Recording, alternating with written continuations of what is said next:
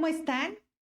Nuevamente con ustedes platiquemos de impuestos, tratando temas de interés para todos. SM Asesores de Negocios les da la bienvenida. Mi nombre es Andrea González y tenemos el gusto de compartir nuevamente esta charla con el doctor Israel Santos. Él es doctor en Derecho, ¿verdad?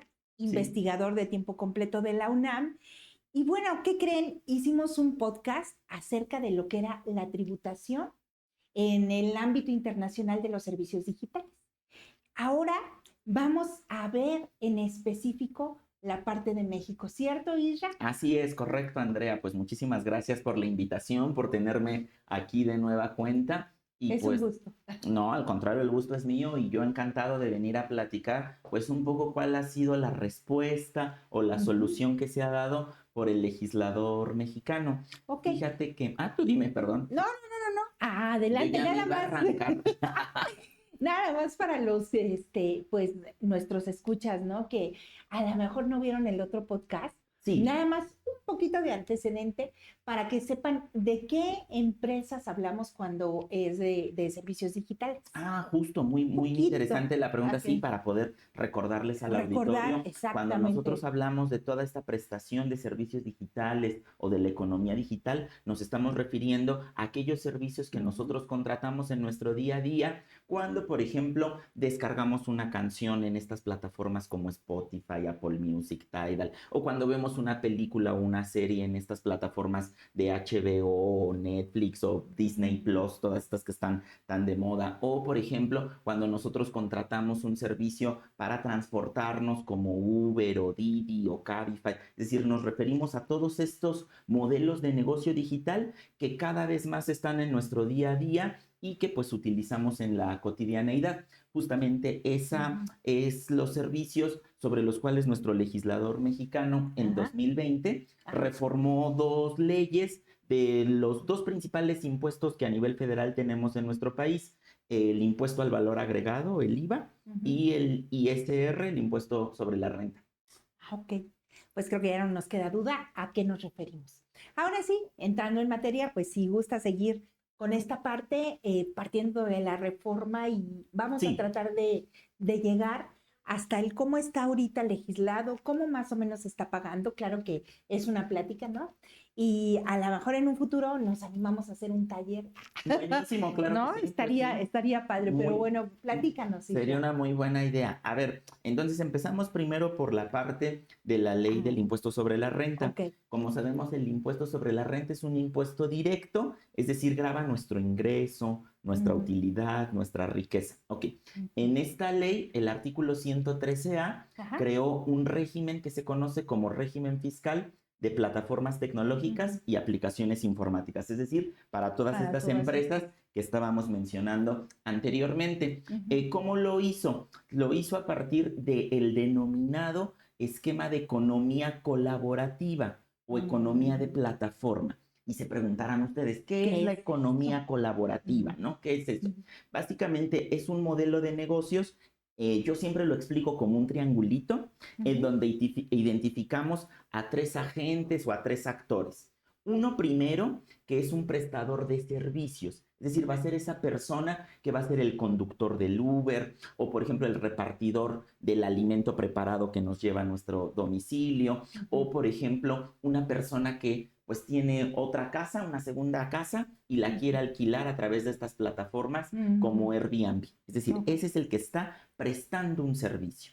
ok. El segundo actor o agente económico va a ser el consumidor, el público en general, el usuario, aquella persona que Está contrata este recibiendo servicio, el exacto, que servicio. recibe el transporte terrestre de pasajeros, Ujú, como Uber, Didi y tal, aquella persona ujú, que recibe el alimento preparado en su domicilio, ujú, el famoso delivery, ¿no? A través de estas plataformas como Didi Food o etcétera, ¿no? O ujú, aquella persona que está buscando irse de vacaciones, ¿no? Y busca una casa, una ujú. cabaña, lo que sea, ¿no?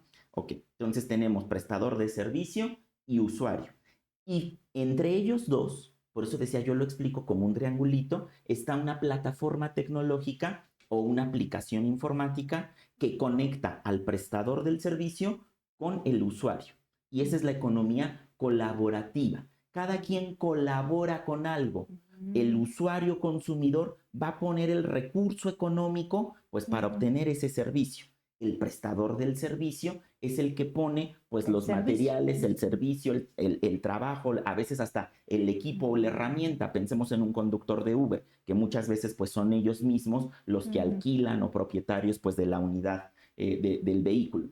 Y la plataforma que colabora con una intermediación. La plataforma es la que logra pues que usuario y prestador se contacten, se encuentren, ¿no? Esta economía colaborativa es la que utiliza nuestra ley del impuesto sobre la renta y en ella quien es el contribuyente es el prestador del servicio, es decir, el conductor, el repartidor del alimento o el que alquila una segunda casa, ¿no? Este prestador del servicio, entonces la ley entiende que él es el que genera el ingreso y por tanto él es el merecedor de tener que pagar impuestos. La plataforma solamente aparece como un retenedor. Aquí hacemos un paréntesis. ¿Y qué es el retenedor, no? Pues es como si fuera una especie de patrón, como si fuera una especie de empleador que va a retener, va a detraer una partecita del ingreso del prestador de servicio por concepto de impuesto y lo entera, lo entrega a las autoridades fiscales. Ok. Y aquí, digamos, Andrea, esta sería la crítica que podemos hacer a este modelo de economía colaborativa de nuestra ley del impuesto sobre la renta. Quien termina pagando impuestos es el prestador del servicio, no la plataforma. La plataforma solo retiene un dinero que generó el prestador del servicio. ¿Y dónde queda ese dinero? Ese dinero no tributa en nuestro país. Esto es lo curioso. Por eso les recomiendo al auditorio que vayan a ver ese otro primer podcast que comentábamos al principio, de que todas estas empresas terminan tributando, llevándose esa utilidad a otros países en donde tienen su residencia fiscal. Muchas de ellas no la tienen aquí. Entonces, fíjate que en la UNAM hicimos un foro en donde invitamos a repartidores. Lo hicimos exclusivamente para repartidores, para los chicos que van pues en sus patines, en la motocicleta, en la bicicleta, repartiendo alimentos preparados a domicilio. Y el portavoz de este colectivo social se llama Ni un repartidor menos. El portavoz de este colectivo social nos decía que un repartidor en México llega a ganar hasta 6,500 pesos en un mes. Fíjate, hasta 6,500. Es decir, pues es un ingreso muy castigado, muy poquito, ¿no? Ustedes imagínense que la plataforma entonces, la comisión que les cobra a estos prestadores no tributa en nuestro país. Y sin embargo, alguien que gana, que genera hasta 6,500 pesos, tiene que pagar impuestos por concepto de ISR, ¿no? Ahí vemos esa distorsión, ¿no? Que a lo mejor habría que hacer un replanteamiento de qué modelos de negocio sí tendrían que tributar, qué modelos de negocio no. A mí me queda claro que si tú, Andrea, supongamos que tú vives de tus rentas, tú eres latifundista, tienes 50 casas y las tienes en Airbnb, bueno, si tú tienes suficiente capacidad contributiva, si generas mucho, pues que sí pagues impuestos, ¿no? Claro. Pero a lo mejor aquellos chicos, porque claro, piensa en estos repartidores, muchos de ellos pues son jóvenes que a lo mejor están estudiando, que tienen se ayudan, trabajos. ¿no? Se ayudan con su bicicleta. Exacto, que te ayudan, que es un complemento, pues ahora sí que casi de subsistencia, ¿no? Entonces, muy probablemente, si una persona, esto lo aplico para todos en nuestro país, cuando una persona no es capaz de satisfacer por sí misma las necesidades individuales básicas, alimentación, vivienda, vestido, salud, no tendría obligación de tener que pagar impuestos, porque si no se vuelve injusto el sistema. Al contrario, a esas personas que no logran ni siquiera un piso mínimo de derechos, pues el Estado tendría que apoyarlas, ¿no? Tendría que ser al revés, no que nosotros las llamemos al pago de impuestos. Pues digamos que esa sería la crítica a este modelo, porque además este modelo solamente ve esto, la economía de plataforma. Existen muchos otros modelos de negocio digitales que generan ingresos y que tampoco pagan. Mira, te pongo casos como que a veces uno, y yo estoy seguro que han utilizado esta página de esta búsqueda, este buscador que se llama Wikipedia, ¿no? Ah, sí, A veces nos metemos, sí, tal sí. vez no es la información, digamos, más certera o la Ujú. información más Pero te ayuda, fidedigna, pero ¿no? te ayuda en el Es momento para fácil. salir del Sí. problema, ¿no? Para decir, ay, ¿qué significa Ujú. esto? ¿Qué es tal palabra? ¿O quién es tal personaje? Y ahí Ujú. tenemos la Wikipedia, ¿no? Ajá. Wikipedia genera ingresos. No sé si han visto que, por ejemplo, cuando nos metemos a Wikipedia, Ajá. dice, ay, si haces un donativo, ¿no? Porque si tú no donas ahora mismo, ya mañana no Ujú. existimos. Claro, pero Wikipedia no te da un comprobante fiscal de que tú hiciste tu Un donativo para donativo. hacerlo deducible, ¿no? Ujú. ¿Genera ingresos Wikipedia? Sí. ¿Esos ingresos pagan impuestos aquí? No. No. Y Está entonces, como todas las que dices, ¿no? y si te das cuenta, no cumple con lo que te digo del triangulito. En Wikipedia solo es el usuario. Nosotros alimentamos las páginas de Wikipedia. Cada quien puede editar, poner su propia página, crear su propia cuenta, ¿no? Y así te puedo mencionar TripAdvisor, LinkedIn, es decir, un montón de otros modelos que se escapan de este triangulito y que Ujú. no entran dentro, pues digamos, de este esquema de la economía Mm. colaborativa. Ahora, comentando la parte de la ley del IVA, digamos, es mucho más acertado lo que hace nuestro legislador, porque la ley del IVA en sus artículos 18C, 18D, hace una definición sobre lo que se entiende por servicio digital. Ujú. Y entonces dice, ¿qué es servicio digital? Pues toda descarga, todo acceso a imagen, audio, video, incluso engloba, por ejemplo, los clubes de cita, por ejemplo, estas aplicaciones Ajá. donde la gente se encuentra el Mm. amor, ¿no? O Mm. incluso, por ejemplo, aquellas aplicaciones que brindan información de estadística meteorológica para saber si hoy va a Sí. llover o si, 7 días, guardo el 15 paraguas, si días. hace frío, si hace calor, ¿no? Es decir, tiene una descripción, me parece un poquito más afortunada en materia de IVA, y en materia de IVA se utiliza el concepto para entender que alguien está obligado al pago del impuesto, dónde está el receptor del usuario, dónde se está recibiendo el servicio digital. Ujú. Y utiliza 4 elementos. Ujú. Para saber si una persona está en México recibiendo un servicio digital, Ujú. se consideran los siguientes 4. Una, la dirección IP, que digamos es esta dirección de Internet que se identifica con el dominio mexicano, ¿no? Para Ujú. saber que alguien está solicitando un servicio Ahí. desde México, ¿no? Ujú. El segundo, que el domicilio que proporciona el usuario a la plataforma, pues corresponda con un domicilio al interior de la República Mexicana, ¿no? Ujú. El tercero, que el chip, el número telefónico, sea pues de México, ¿no? Ujú. Como saben, la LADA internacional de nuestro Sí. país es el más La- 52, ¿no? Ajá. Es el numerito que se asocia pues a un número telefónico mexicano. Y el Claro. cuarto y el último, que el medio de pago que el usuario proporcione pues corresponda a una institución financiera de nuestro país, ¿no? A un Ujú. banco que opere en México. En Con México. que se dé uno de esos 4, ya la ley del IVA entiende que el servicio digital se está prestando en México. Es decir, no tienen que darse los 4, sino Ujú. basta con que se dé uno. Ahora también es importante recordar que cualquiera de estos 4 son fácilmente, digamos, burlables, Mm. falseables, porque yo puedo tener una cuenta en dólares canadienses, yo puedo pedirle a un tío que vive en Estados Unidos que me dé ¿no? Que me deje utilizar su domicilio, yo puedo tener un chip de un teléfono colombiano, ¿no?